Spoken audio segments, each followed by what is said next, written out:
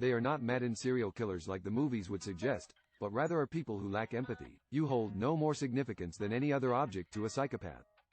Hello, Earth. Psychologists share unknown human psychological behaviors.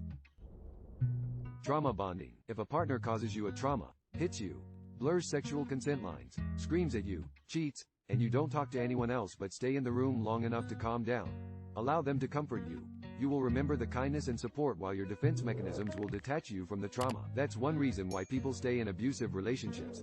They feel like the mistreater has been the only one there for them through trauma, and that supersedes their feelings about the mistreater being person who traumatized them. This strengthens your attachment to a toxic person and makes separation from them its own little trauma. Also, the more often the trauma comfort cycle repeats, the stronger the bond and the more traumatizing the separation. Just because someone comforts you after they've done something wrong doesn't mean you'll trauma bond to them.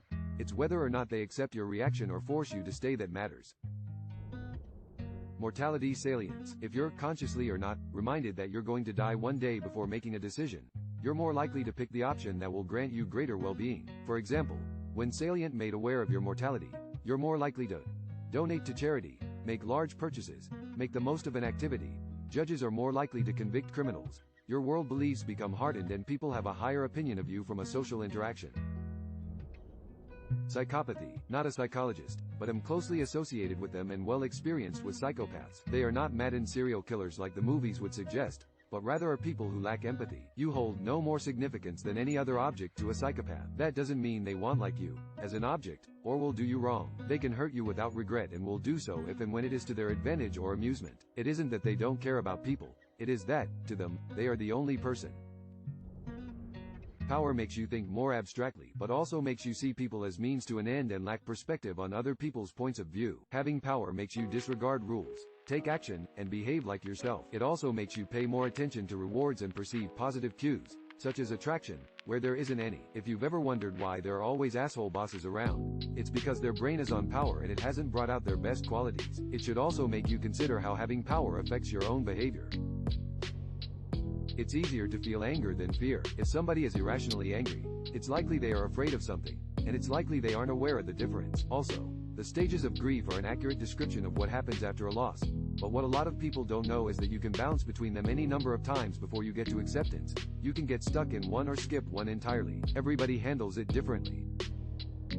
A lack of bonding and attachment in infancy and childhood, especially before age 3, due to neglect, mistreated, etc., changes the way the brain develops and can be labeled as disorders that present in behaviors such as having no boundaries or discrimination of who the child interacts with, aggression, inability to emote or empathize with others, hyperactivity, etc. Bonding and love are essential to human development, and when that's absent, it can be observed in very young children, and in adults if one knows what to look for. Especially true when there is horrific mistreated in place of bonding behaviors, picking up and holding a baby, speaking softly to it, and spending time physically and verbally creating a connection. This can also inhibit memory recall and intellectual functioning. Also can occur when there is forced and traumatic separation of positive caregivers suddenly. Think American immigration right now. That alone can be causing irreversible harm to generations of families, because the brain of human beings is wired to bond and be with others. The one thing I recommend is that it's impossible to put anybody in a box, especially in situations where someone's mental health is fragile. There's signs and symptoms that are common, of course, but nobody's illness presents the same. Nobody grieves in the same way. Nobody's coping mechanisms are the same. Therefore, you have to approach everyone with the understanding that they are an individual. As mental health professionals, it's important for us to distinguish between when someone's disease course, grief, or coping is different but ultimately harmless, and when it's not. Not a psychologist yet. Still studying, but an old professor of mine said something my first week of uni that really stuck with me and affected how I see the field. The job of a psychologist isn't to make people normal, it's to alleviate suffering. Psychology, unfortunately, is often used to justify hate or bigotry. But a good clinician shouldn't shame people for being abnormal. They should do what they need to help the person improve their quality of life. Marriage family therapist here. All behavior makes sense in context. Explore the context, and how you're responding will make sense. Your responses' behaviors aren't necessarily justified, just explained and normalized. And then, you get to choose differently. Once you know better, you can do better, but you have to know the context first. Most people know this, but I'm surprised how many don't. So, PTSD is not something that you get from being in a war or in the military. It can come from any trauma that you endure: sexual mistreated, natural disaster, emotional mistreated, bullying, etc. Also, only approximately 25% of people in high-stress situations will develop it, i.e., not everyone who has seen people killed in Iraq have PTSD. Also, it doesn't have to be just one occurrence. A kid watching his mother get beaten every few months by his dad could lead to it. It doesn't even have to happen to you. It can be something you witnessed or heard secondhand, or even something that you think happened but didn't, as in the rare cases of false memories. Something I've discovered as a nurse during my time in the NICU. If someone is upset, either angry, sad, worried, whatever, telling them it's okay to feel that way calms them down WAAAAAAY more than anything else you can say. Validate their feelings. Don't try to tell them how it could be worse. Never use the phrase, "at least," followed by anything. Tell them it's okay to feel whatever they're feeling. The spotlight effect. Basically, we all think that people pay way more attention to us than they really do, and we think that the spotlight is on us in social situations more than it really is. If you do something embarrassing and you think, "Oh my God, everyone saw that," it's likely that nobody saw that and you're fine. Everybody does this, and it applies to more situations. When you're reading through these comments, it's worth noting that what most of the other psychologists and psychotherapists and counselors are mentioning is an analytical and oftentimes detached analysis of human behavior. The people who are exhibiting these behaviors tend to not think of them in that way. For instance, the mistreater is not typically considering how they will mistreat it and manipulate their partner, instead considering what they want, and they feel that if the other person would just do that thing, it would work out and everyone would be happy.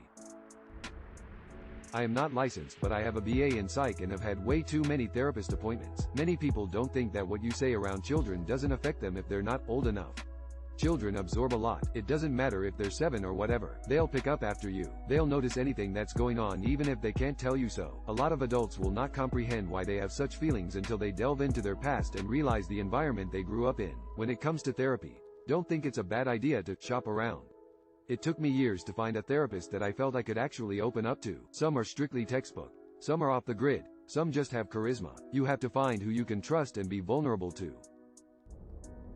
The attachment style of a child can be reliably predicted by the primary caregiver's attachment style. Children's pro-social behaviors such as choosing appropriate playmates, task persistence, gratification delay, and help-seeking can be predicted by parents resolving their conflicts fairly. Corporal punishment is never necessary and may cause serious psychological harm. Respecting children's feelings helps them develop emotional health. People who have been traumatized show some characteristic symptoms: hypersensitivity, reactivity, emotional numbing, dissociation, social withdrawal. Traumatized people benefit from trauma-informed care. Nothing profound here, but when someone is upset, do not tell them to stay calm. It will only escalate the situation. Best thing is for you to be calm. Try to have a neutral facial expression and keep your speech as minimal as possible. Give the upset person space. You can feel however you feel. You just can't behave however you want to behave, without consequence. So many people beat themselves up for feeling some type of way. Life is better when you give yourself permission to feel that way but don't necessarily act on that. Nobody has the right to tell you how to feel. Emotions are incredibly complex. Your emotional reaction to an event is just as valid as the next person's. You are allowed to not necessarily feel sad that your aunt died or whatever. You are also allowed to feel a wide range of emotions to an event. You can be happy, sad, afraid, pissed off, and confused all at once, and that's perfectly valid. Granted, depending on the cultural norms, how you express these emotions can be problematic, but your emotions you feel are yours, and nobody has a right to ever tell you what you should feel in any given situation. Board-certified behavior analyst here. Looking at human behavior as it functionally relates to the reinforcement that is maintaining it really helps remove moral judgments from the equation. For instance, people often use mentalistic terms to explain the cause certain behaviors. John doesn't clean his house because he's lazy.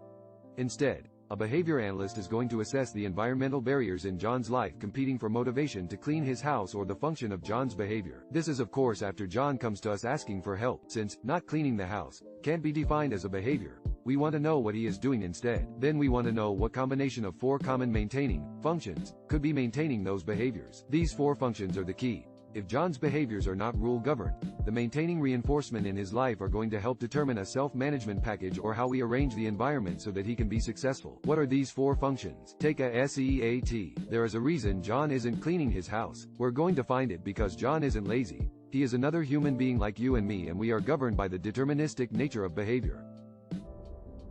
My friend is a therapist and was explaining how the anniversary effect or anniversary reaction works. It's usually being reminded of an unpleasant event on the anniversary of the event. It doesn't have to be the same day. It could be seasonal. The mind codes the trauma somehow, and the trauma will be activated during that period of time. For instance, We have a friend who was mistreated by her father every fall while she played soccer as a child. The father would physically, mentally, emotionally mistreated her if she didn't play well in her soccer game. She gets uneasy around this time of year. End of August, beginning of Sept BC. This is when her soccer season would start. Like, subscribe, and check out our TikTok for more content. See you next time.